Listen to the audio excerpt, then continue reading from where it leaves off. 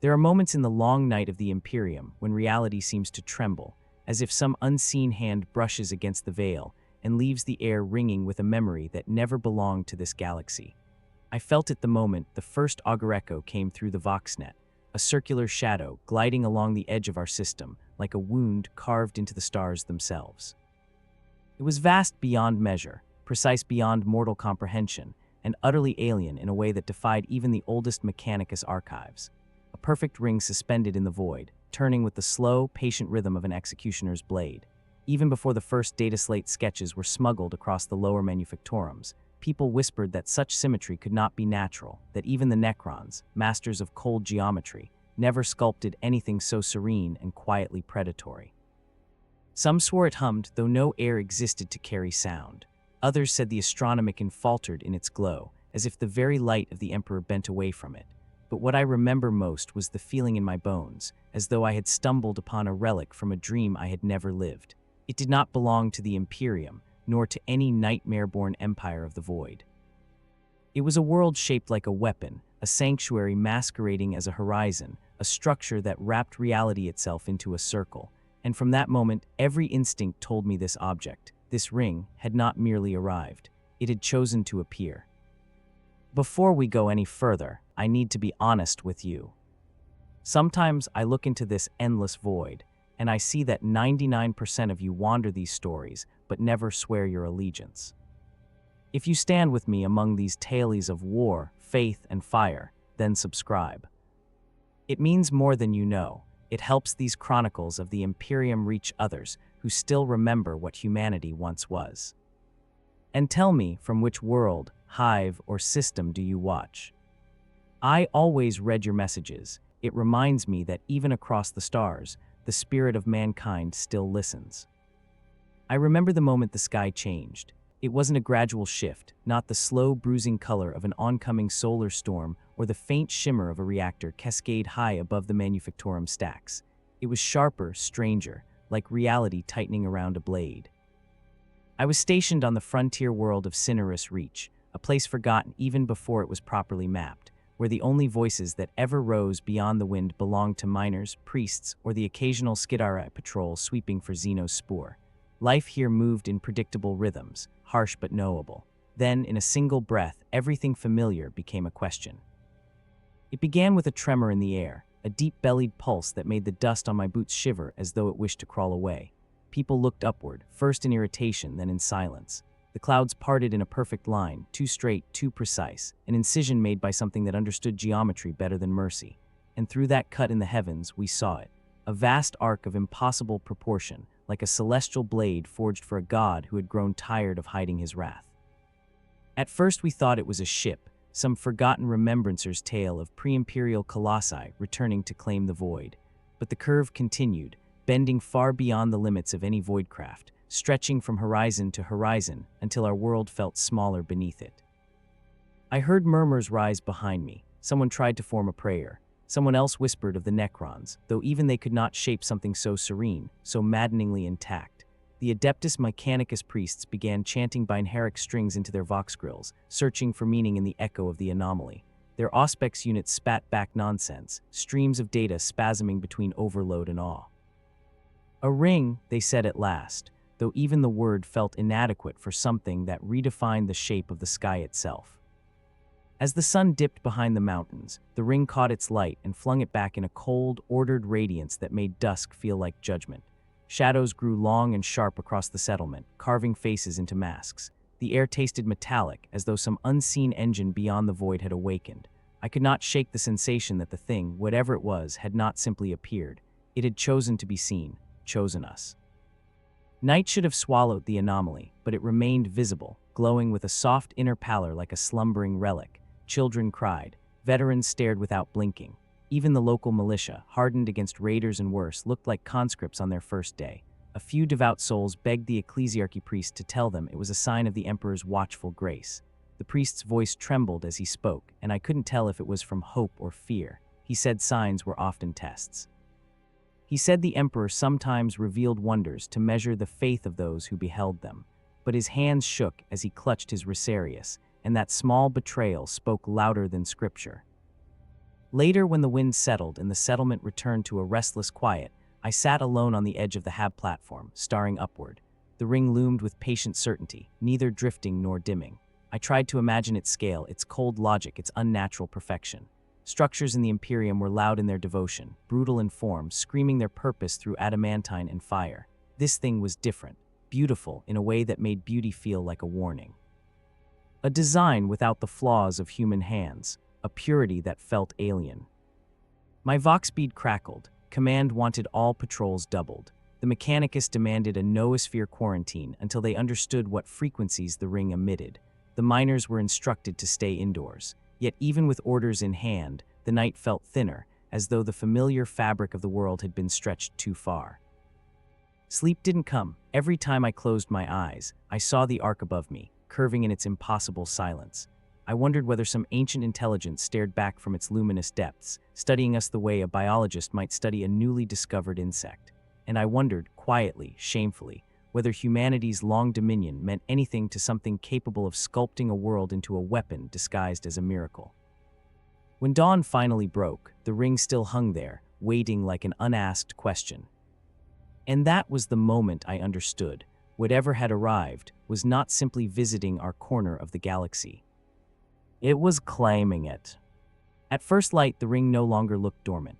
That was the detail that froze every patrolman, priest, and datasmith who stepped outside. A faint shimmer along its interior curve, subtle enough to dismiss as atmospheric distortion, yet persistent enough to make denial feel childish. The Mechanicus claimed the glow corresponded to a spectral range no Imperial auspex had ever mapped, which only deepened the quiet dread settling over Cinerus Reach. I felt it too, an instinctive tightening in the chest, a sense that something vast had begun to breathe. The morning shift gathered in the courtyard, waiting for orders that never arrived on time. The Vox lines were saturated with cross-channel interference, as though the ring's silent radiance pressed against every frequency with calculated indifference. Skidara patrols moved with uncharacteristic hesitation, their normally precise marching stuttering as new data streams assaulted them. I watched a tech priest stand beneath the shadow of a rusting crane, mechadendrites writhing like starving serpents as he tried to decipher the anomaly's emissions. When he finally spoke, his voice was flat, stripped even of binaric certainty. He said the ring was awake. He said it was listening. By mid-morning, the first true sign of change appeared. A beam of sunlight caught the lower arc of the ring, refracted inside its impossible geometry, and painted a long band of trembling light across the valley. It slid slowly, like the sweep of an unhurried scanner, and wherever it touched, machines faltered. The loader engines froze mid-cycle. An old Vox tower at the ridge sparked with a shower of blue fire. Even the servo skulls that drifted above the hab blocks spiraled downward as though something had unraveled their purpose. I felt my own Vox bead crackle, not with static, but with a tone I had never heard before, a thin, harmonious chime that seemed less like sound and more like a thought brushing against the edge of comprehension. Civilians gathered in clusters, staring at the luminous ribbon drifting across the land. Some believed it was a blessing. Others whispered of Xeno's witchcraft, of Eldar illusions or Necron manipulation. But the truth felt heavier than any rumor. This was no weapons test, no crude display of dominance. It felt deliberate, observational, the gesture of something that exerted control not through fear but through inevitability, as though we were not being threatened, merely measured. When the band of light reached the mining outpost on the far side of the canyon, we heard the reports through the Vox. Half the equipment died instantly. The other half activated on their own, servos spinning without commands, drills churning in empty air, conveyor belts dragging nothing into nothing. The workers fled as the machines danced in chaotic unison, guided by an unseen will. Then the Vox feed collapsed into silence. Hours passed, and still no Imperial vessel emerged through the void to demand explanations or issue decrees. The Administratum clerks attempted to initiate priority contact with the nearest Astra Militarum garrison, but the long-range relay refused to cycle. Even the most sacred channels, those reserved for astropathic communion, flickered in and out like a candle battling its own wick. Something in the sky was warping messages before they could leave the atmosphere. That was when the fear became something colder, the realization that the Imperium might not reach us in time. As the sun descended again, the ring brightened along its interior, a slow unfurling of azure radiance. It pulsed once like a heartbeat. The second pulse followed moments later, steadier, stronger, as if some giant mechanism had fully engaged. people dropped to their knees. Even the Skidari halted their patrols, heads lifting in eerie unison, optics shimmering in response to the growing light. Then came the motion. A tiny glimmer detached from the inner spokes of the ring, so small it would have been invisible if not for the reflection. It drifted, then accelerated, a bead of silver fire sliding along the ring's curvature before arcing outward toward the planet. The distance should have swallowed it, but I felt its descent as surely as one feels a storm front approaching. The air pressure shifted. Birds fled in ragged bursts. Somewhere behind me, a child cried out, asking whether angels had finally returned to mankind. I watched until the glimmer vanished behind the mountains, leaving only a faint contrail that dissolved too quickly to be natural. My mind churned with questions, yet none seemed worth voicing. Whatever had emerged from the ring was on our world now, walking, moving, acting with purpose unknown. Night fell heavier than before, thick with the weight of an unspoken truth. We were no longer observers of the ring, we were its subjects. And as I stood beneath its glow, I could not shake the quiet terror blooming inside me, the sense that our world had already been rewritten. By dawn, rumors had spread faster than any patrol report. Some claimed they had seen lights moving in the canyon where the silver glimmer had fallen. Others insisted shapes walked at the edge of the settlement, silent silhouettes that vanished whenever someone tried to focus on them. Fear twists the senses, but fear alone could not explain the footprints we found, perfectly formed impressions pressed into the dust outside the northern perimeter, each step spaced with mechanical precision. They were not boot prints, they were too smooth, too symmetrical, as though stamped by a machine that understood anatomy only through diagrams. I knelt beside the trail, running my fingers over the shallow depressions. The dust was still warm. The sergeant ordered us forward in a loose wedge, the kind used for scouting rather than engagement. No one wanted to admit it, but we were not prepared for contact. Our rifles felt more like prayers than weapons, and every sound seemed amplified. The grind of gravel beneath our boots, the faint static whispering through our vox beads, the distant hum of the ring overhead. Even the wind felt altered, carrying a strange tang like heated alloy cooling too quickly. We followed the trail into the ravine, where shadows clung to the rock faces as if reluctant to let go. It didn't take long to find the first sign of intrusion. A survey drone lay half buried in the dirt, hull sliced open in a single smooth line. Not torn, not blasted, cut, as though by a tool so sharp it passed through metal without resistance. Its inner components were arranged neatly beside it, placed with almost respectful precision. One of the tech priests examined the pieces and withdrew his hand immediately. He said the energy signature lingering on the components did not match any known Imperial technology. He said it was neither warp-tainted nor Xenos organic. It was something in between, a logic that made perfect sense to itself and none to us. We moved deeper, each step weighed down by a growing sense of intrusion. The ravine opened into a wide basin where the miners had once pitched temporary shelters during equipment checks.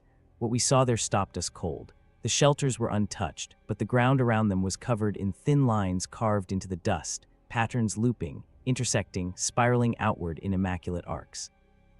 They reminded me of circuit paths on a data slate, except these were drawn with a precision no human hand could replicate. The Skidari paused, optics flickering as they processed the symbols. Even they could not interpret the meaning, though I sensed an unease in their stillness. Then we heard it, a faint, rhythmic pulse like a heartbeat wrapped in steel. It emanated from the far side of the basin, echoing softly against the canyon walls. We approached with caution, rifles raised, breaths shallow. The pulse grew louder, steadier, until I felt it through the soles of my boots. And there, half embedded in the soil, we found it, a tall obsidian pillar, smooth as glass and humming with internal light. It was not of Necron design, its edges lacked the angular menace of their tomb structures. Nor was it Eldar, for it carried no elegance or curvature. It was functional, deliberate, alien in a way that did not scream but simply existed, as if its presence needed no justification. The pillar pulsed again, and for a moment the air shimmered. My vision blurred, and I saw only for a breath an image that was not mine, a world suspended in void, curved like a great blade, its inner surface blooming with forest, water, and ruin. A ring, the same ring, but alive, inhabited, ancient. Then the vision vanished, leaving only the steady hum of the pillar and the sickening realization that whatever walked among us had arrived with purpose. The sergeant reached for the pillar, and I almost shouted for him to stop. His hand hovered inches from its surface when a sound broke through the ravine, sharp enough to silence breath. Not a scream, not a machine's shriek, something far quieter, like metal joints articulating with perfect balance. We spun toward the sound, rifles snapping upward. At first, I saw nothing but rock and shadow. Then the shadow moved. A shape stepped forward, tall and slender, walking with unnatural grace. Its armor was pale and smooth, segmented like the plating of an insect, but crafted with a geometry that felt almost ceremonial. Its face, if it had a face, was a blank silver visor reflecting the pulsing light of the pillar. It held no weapon that I could see, yet every instinct I possessed told me it did not need one. The Skidare issued a warning through their vox, a chorus of clipped binaric alerts. The figure paused, tilting its head slightly, as if cataloging the sound. Then it stepped closer. The sergeant barked a command. We fired. Lasfire lanced through the air in bright red streaks, cutting across the basin with vicious precision. Every shot struck true, or should have. The figure blurred, not in a flicker of warp energy or teleportation, but in a simple shift of movement so efficient it felt like watching time stutter. The beams passed through empty space. The figure stood unharmed. Then with a single motion, it raised one hand. A flash rippled outward, not a blast, not an explosion, just a wave of pressure that sent us sprawling as though gravity itself had flicked us aside.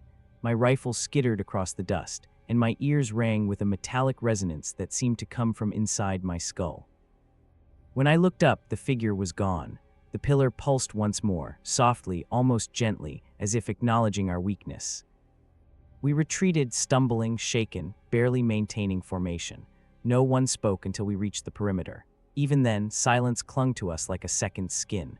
We had seen something beyond our doctrine, beyond our wars, beyond the endless chronicles of Xenos horror the Imperium had beaten into us. Something from the ring walked our world.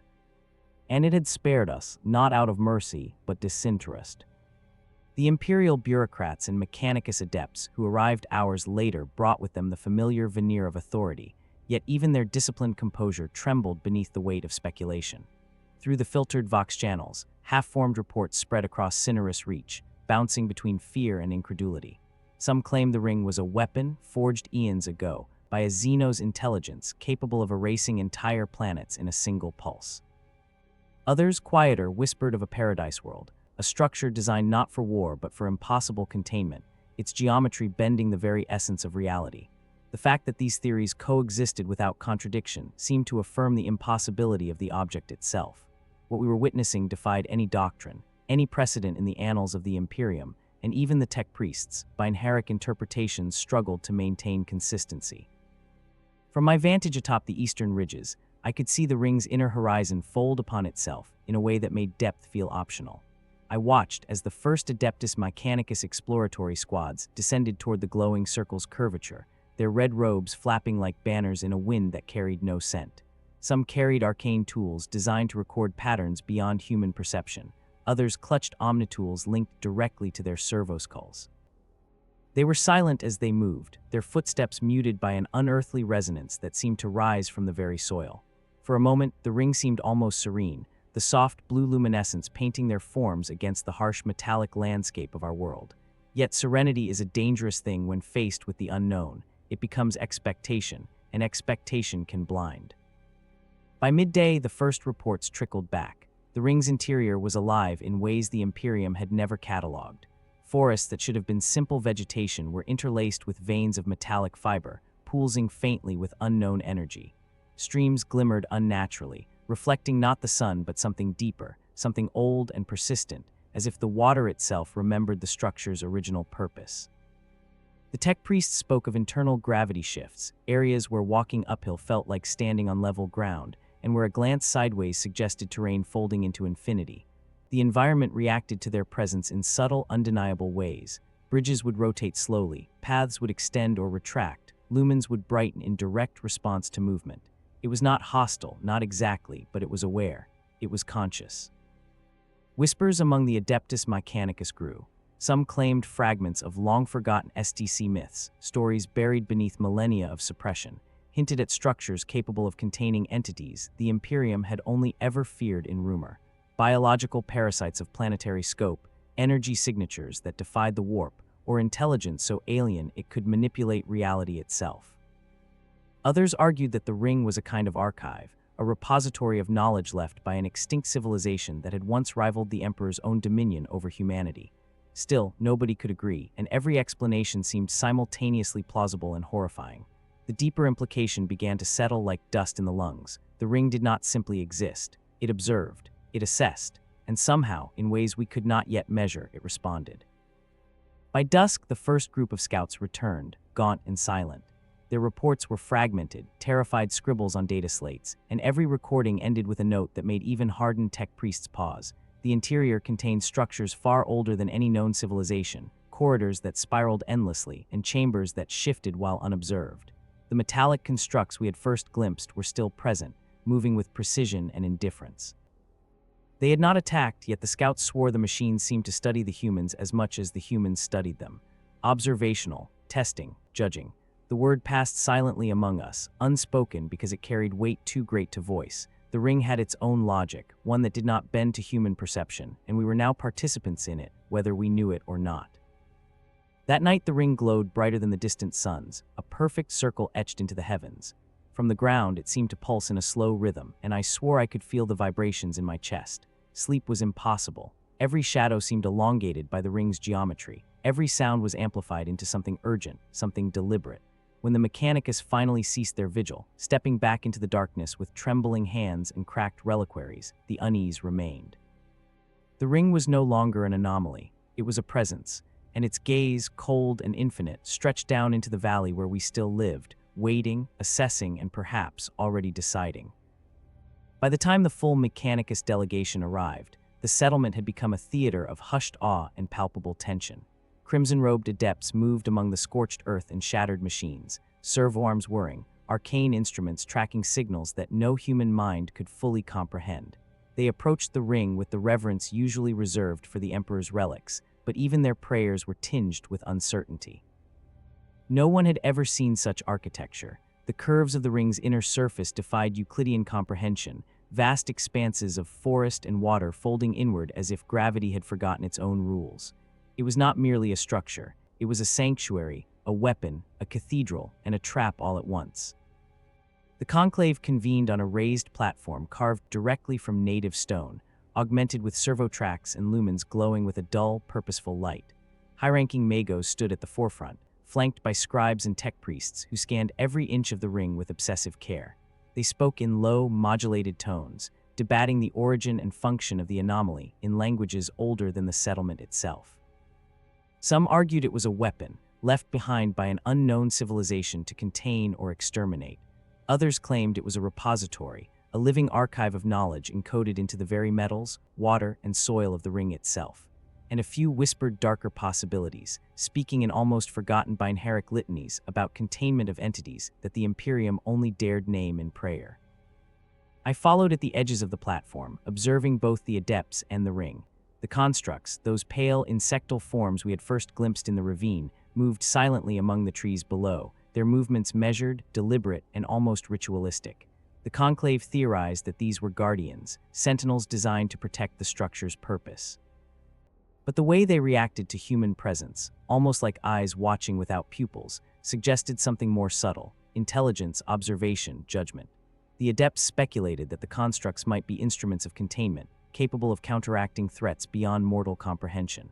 They did not attack, yet the air thrummed with the possibility of violence, an omnipresent warning that anything done without caution could provoke a response the Imperium was not ready to endure. As the hours passed, the inner surface of the ring seemed to respond to the conclave itself. Pathways shifted subtly underfoot, lumens brightened along intended routes, and sections of forest moved in almost imperceptible patterns, like a theater set adjusting itself for an audience it already knew.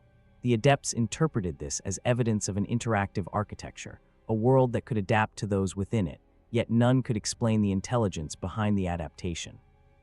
Some whispered of STC fragments, long-lost schematics guiding the ring's purpose, though others argued that no STC could account for its elegance or its subtle control over physics. Night fell and the ring's pale blue luminescence spread like water across the valley. The conclave had gathered within a chamber carved from white alloy, walls etched with glyphs that flickered faintly at the touch of an adept's hand. These glyphs, we were told, were neither alien nor fully comprehensible. though they hinted at instructions, warnings, and perhaps even consciousness encoded in their patterns. Some magi speculated aloud that the ring might be testing us, measuring faith, discipline, or even fear itself, though such words were considered dangerous. The air inside the chamber hummed with energy that defied explanation, and the constructs below moved in synchronous arcs, as though acknowledging the presence of the human observers above. By the end of the night, I realized the conclave had become both guardians and students, attempting to decipher a world older and wiser than themselves. The ring was no longer a passive structure. It was active, aware, and in some subtle, unfathomable way alive. And as I watched the pale light spread across the valley, I knew that our actions, our thoughts, and our fears were now threads woven into its vast, living design. In the days that followed, the conclave's initial awe ripened into cautious obsession. Rumors spread like wildfire through Cinerus Reach, whispers mingling with fear and devotion. Servitors and Skidarii scoured the perimeter, reporting phenomena that defied comprehension, streams of light that flowed uphill, shadows that moved against the sun's path, and the metallic pulse of unseen engines vibrating through the earth itself. The ring's presence had transformed the settlement from a distant outpost into a crucible of uncertainty, where reality itself seemed to hesitate, bending subtly beneath its inscrutable gaze. Even seasoned veterans of the frontier world spoke of premonitions, sudden chills, and the sensation that they were being watched, not by men, not by Xenos, but by the very fabric of the universe. Priests of the ecclesiarchy arrived in small, silent groups, chanting low litanies in the open courtyards, while their voices carried faint echoes that seemed to linger far longer than acoustics should allow. They spoke of prophecy in fragmented terms, a circular world suspended beyond the stars, a trial of faith, and an intelligence that judged without compassion or malice. Some said it was a relic of the old ones, a test designed to measure mankind's worth across centuries, while others whispered that the Emperor himself had sent it as both warning and guide. Faith and fear intertwined. No one could say where observation ended and imagination began, and the ring pulsed in steady, patient acknowledgement, indifferent yet precise, a perfect geometry of authority suspended in the heavens. The Mechanicus, for their part, became almost hermetic. They retreated into their luminescent chambers, poring over data slates and cogitator logs, each attempting to divine the ring's purpose from patterns too vast to parse. Some proposed that the constructs were fragments of a machine intelligence, a being of pure logic that had survived countless eons, now testing human comprehension for reasons inscrutable even to the most learned magos. Others insisted the ring itself was a repository of knowledge, an archive whose architecture encoded truths about the galaxy that the Imperium might never fully grasp. Debates grew heated, yet the ring remained unchanged, unmoved by argument, silent but omnipresent.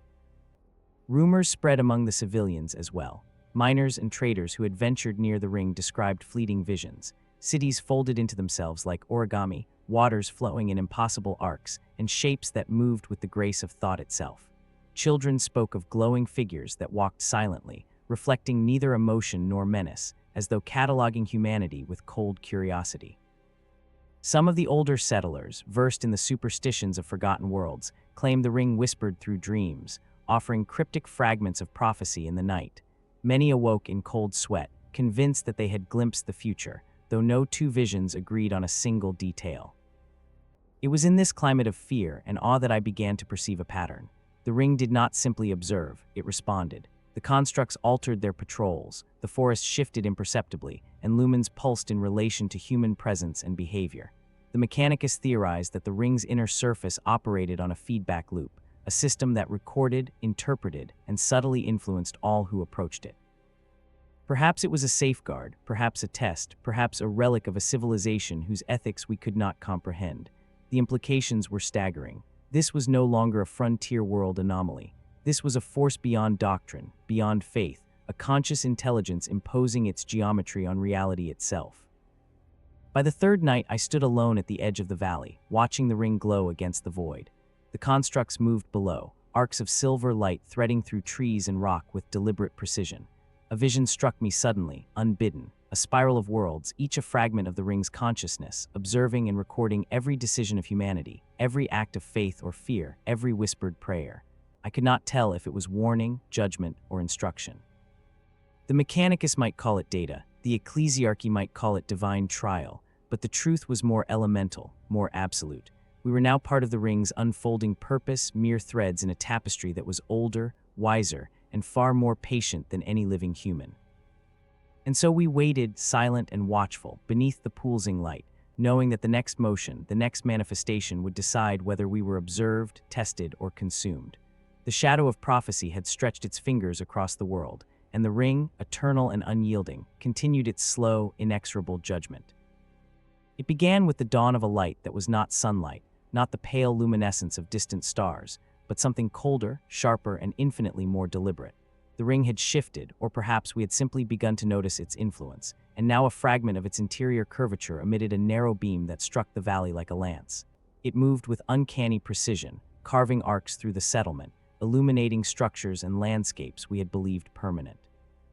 Shadows lengthened and folded in ways that contradicted physics, forming patterns that were mathematically perfect and yet entirely alien to human comprehension. Even the oldest priests, those whose faith had weathered centuries of warp storms and orc raids, fell to their knees, murmuring prayers that clashed with fear in every syllable. I was stationed at the eastern outpost, surveying the light's movement through the Vox grill as it swept across the valley. The machines we had once controlled with familiarity now shivered under its presence. Conveyor belts jerked violently, cranes trembled, and servitors twisted their limbs in erratic spasms, some freezing mid-motion, others attempting tasks with a precision that was almost intelligent. It became evident that the light was not merely illumination, it was communication, instruction, or perhaps judgment. The constructs moved beneath it, their silver forms catching the illumination and reflecting it in dazzling arcs, yet they remained silent and precise, as though interpreting the commands embedded in the radiance. The Mechanicus magi convened quickly, their voices tight with urgency. Some insisted that the light represented a temporal coordinate, a vector through which the ring's intelligence measured cause and effect. Others muttered of energy signatures that suggested the ring had achieved a form of sentience capable of projecting influence across space and matter. Theories collided in loud, mechanical bursts of thought, yet no one dared approach the beam's point of contact. Too many variables remained uncalculated, too many possibilities lethal in their unknowable consequences. Even our weapons seemed inadequate, their law's pulses flickering uselessly when reflected off the light's surface. Then came the movement. A shape, humanoid in form yet impossibly slender, emerged from the shadows, walking with the slow deliberation of one aware of every observer, every heartbeat, every decision made within its gaze. The constructs below adjusted in synchronous arcs, aligning themselves in patterns that seemed both ceremonial and tactical. The air itself vibrated with low-frequency hums, imperceptible to most ears but oppressive in their suggestion. Do not test us. The being paused at the valley's edge, lifting a limb toward the beam, and I swear I could feel its gesture ripple through my chest like a tidal force. The light bent around it, converging into a column of cold radiance that stretched to the ring above. The first human to approach was a Magos, his robes flaring in the unnatural wind the light had conjured. He raised his hands, speaking in prayers and technical incantations simultaneously. For a heartbeat, nothing happened. Then the beam contracted, forming an intense pillar that seemed to bind the Magos' consciousness to the ring itself. He collapsed moments later, not injured, but unmoving, eyes fixed in rigid awe, whispering fragments of phrases none could understand. Even the most hardened Skidari recoiled, uncertain whether they were witnessing divine interaction or a psychic dissection of the mind. As the day waned, more fragments of silver light descended across the valley. Each pulse aligned with the construct's movements, creating geometric patterns that connected Earth and ring in a lattice of eerie perfection. The humans within these zones reported visions of other worlds, circular and folded like origami, inhabited by both life and machines beyond comprehension. The Mechanicus insisted the ring was cataloging, observing, or testing us, and yet a deeper terror remained. It did not seem malevolent. Indifference is more dangerous than hatred because it does not negotiate. It simply shapes, records, and moves according to rules that we cannot decipher. By the time night fell, the valley was a lattice of silver arcs, glowing faintly beneath the ring's curvature. The beam had receded, leaving a chill that no fire could disperse. Silence settled over the settlement, broken only by distant whispers of the ecclesiarchy and the occasional hum of a servitor attempting work it no longer understood. I remained at my post, eyes fixed on the ring above, feeling the weight of its gaze pressing down on us all. The constructs moved within its light, never pausing, never speaking, and yet somehow conveying an intelligence that was patient, precise, and entirely alien. In that silence, I understood that the ring's influence was no longer subtle. We had entered its domain. Its silver light was not just illumination. It was an invitation, a test, and perhaps a judgment, one that would unfold slowly, inexorably, until the valley and we within it were irrevocably changed. The ring's influence began to seep into our very perception. At first it was subtle, a shift in gravity, the way shadows bent at impossible angles, the faint hum that vibrated beneath the soles of our boots. Then it became undeniable. Forests within the inner curvature seemed alive with purpose, branches moving as though to guide or warn, leaves glimmering with a light not of sun or moon, but of some deeper, deliberate energy. Streams flowed uphill in tiny arcs, their waters shimmering like liquid crystal, reflecting images that were both familiar and impossible. And through it all, the constructs moved, their silver forms weaving between light and shadow, precise, indifferent, and patient, like sentinels cataloging every thought and movement we made. The Mechanicus Magi called it an interactive intelligence, a system of observation and influence beyond anything recorded in the noosphere.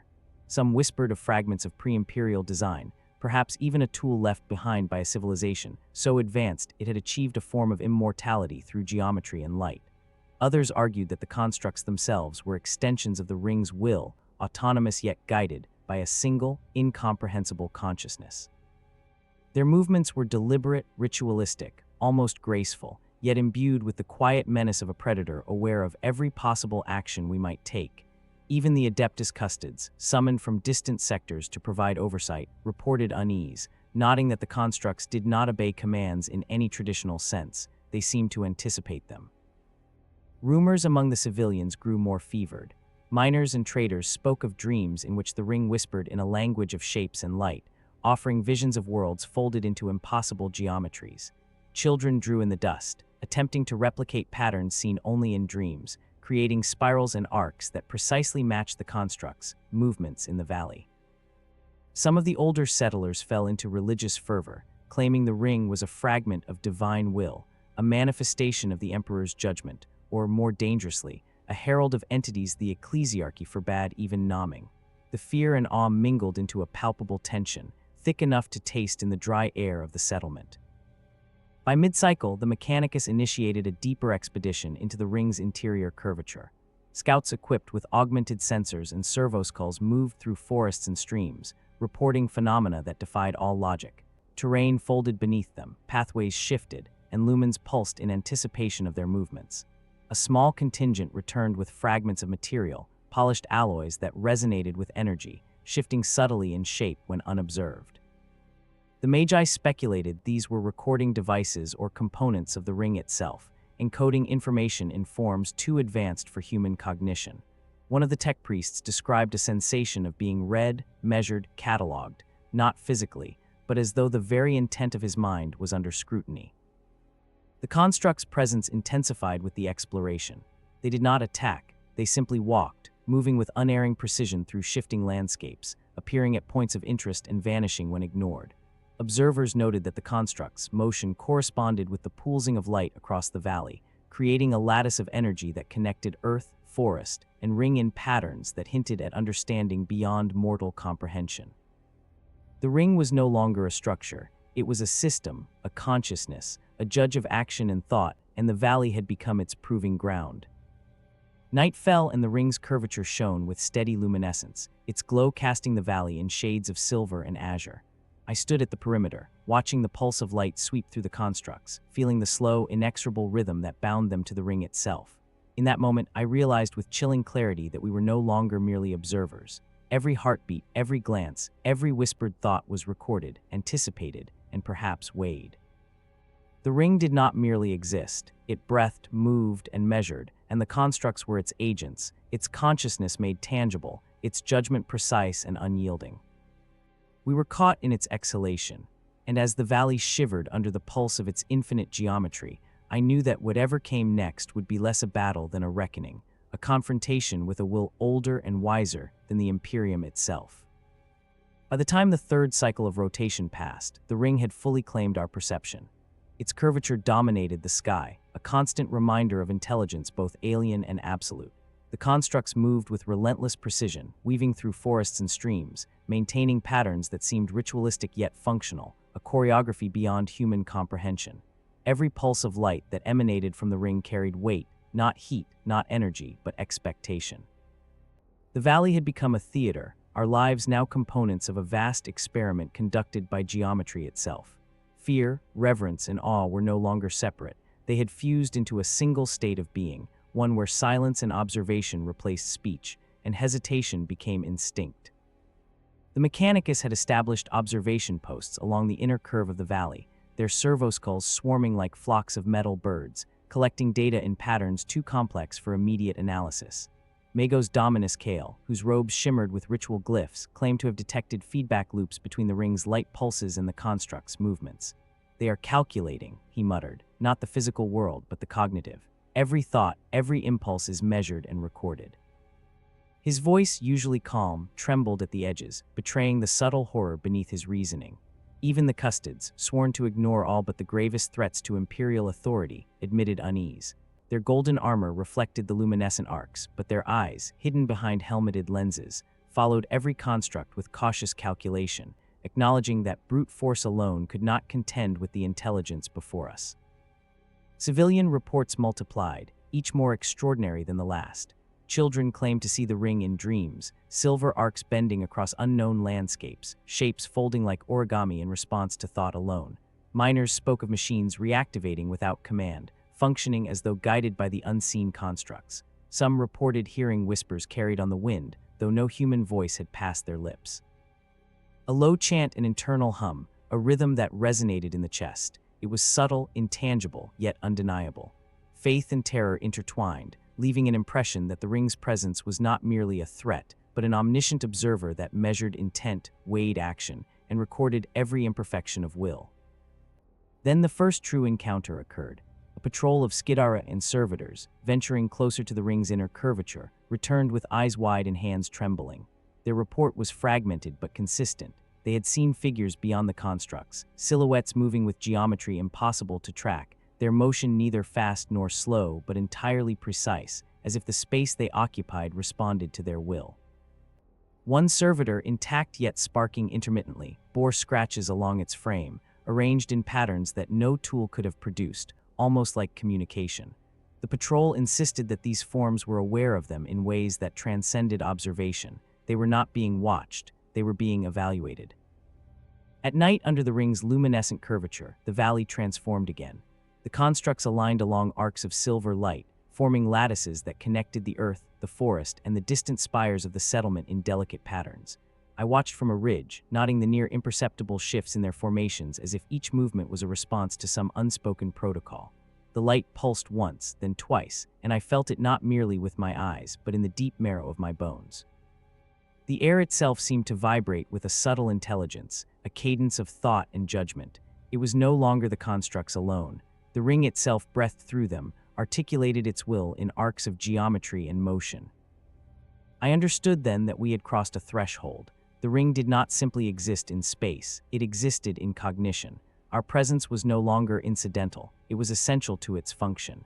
Every action, every fear, every prayer was recorded and reflected in the subtle warp of its light and the measured grace of the constructs. Humanity was no longer the observer. We had become a variable in a system older than the stars, measured and understood in ways that neither faith, reason, nor doctrine could fully grasp. The veil of silver and shadow descended that night, thicker than darkness, heavier than fear. It was a weight of awareness, an almost tactile acknowledgement that something beyond comprehension was present, patient, and eternal, observing every breath, every heartbeat. And in that silence I knew, the ring's judgment had begun. The valley had changed entirely by the 10th cycle of observation. The constructs moved in a lattice of purpose, their silver forms weaving a silent geometry across the forests and streams, reflecting light in patterns that seemed to encode thought itself. Every movement, every alignment, resonated with the pulsing curvature of the ring above, as if the constructs and the structure, were facets of a single consciousness.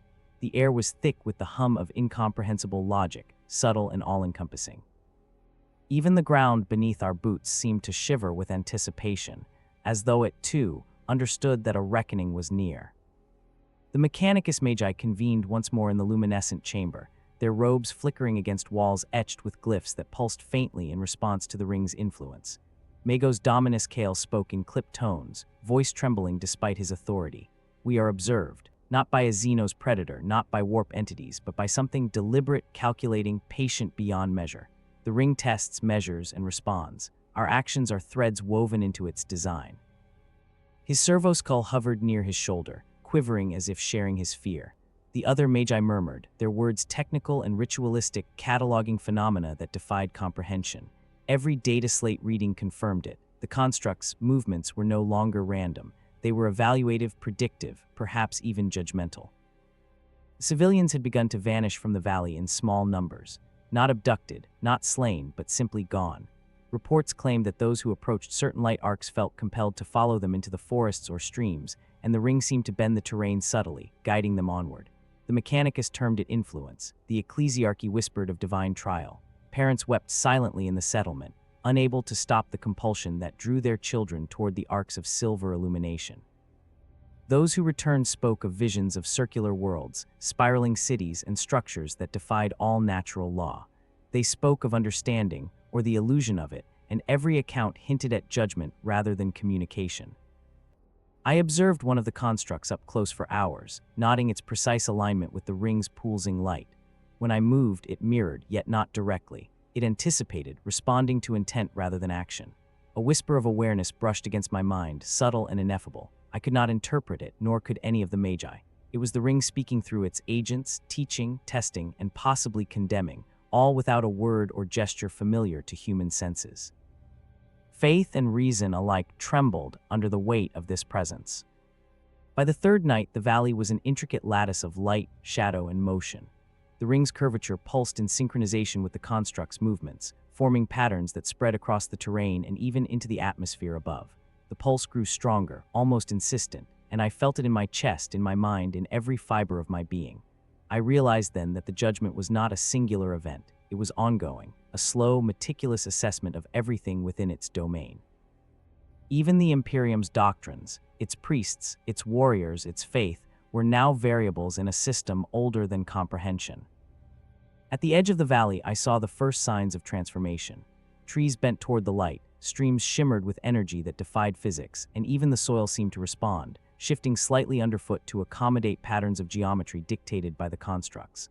The ring's intelligence, or whatever consciousness directed it, was rewriting the world subtly, encoding information, testing intent, and preparing for a final assessment that none of us could predict. The constructs were silent witnesses and active agents alike, moving with patience that made a human lifetime seem insignificant. And then I understood, this was no mere visitation, no anomaly to be cataloged and controlled. The ring was judgment incarnate, a presence that could neither be bargained with nor resisted. Its silver light was both revelation and sentence, its geometry both sanctuary and prison. Humanity in its entirety was now observed, its worth measured in subtle arcs of movement, thought, and action. The valley had become a crucible, and the ring, was the arbiter of all that transpired within it. The dawn of the final cycle arrived with a stillness that was almost unbearable. The valley lay quiet beneath the immense curvature of the ring, silver light pulsing in slow, deliberate arcs that reflected across the forests and streams like the steady rhythm of a heartbeat. The constructs had gathered along lines of impossible geometry, their motions now almost ritualistic, the precision of their movements suggesting the completion of a cycle, a pattern, a judgment whose scope transcended mortal comprehension.